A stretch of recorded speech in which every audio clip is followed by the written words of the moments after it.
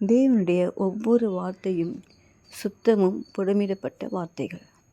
இந்த வார்த்தைகள் கர்த்தர் நமக்கு தரும்போது நாமும் கூட சுத்திகரிக்கப்படுகிறோம்.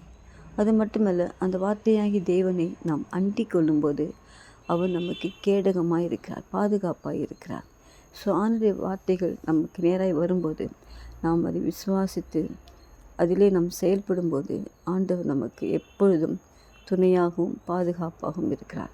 யோசேப்புடைய வாழ்க்கையை நீங்கள் பார்த்தீங்கன்னு சொன்னால், அவனுடைய வாழ்க்கையில் தரிசனம் உண்டானது. சொப்பனத்தின் மூலமாக ஆண்டவர் பேசுகிறார்.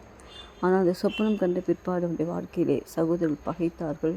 அப்படியே நீ கடந்து போகும்போது ஏறக்குறைய அந்த எகிப்தின் தலைவன் ஆகிற வரைக்கும் அந்த வசனம் அவனை புடமிட்டது. நம்முடைய வாழ்க்கையில் கூட வசனங்கள் புடமிடலாம்.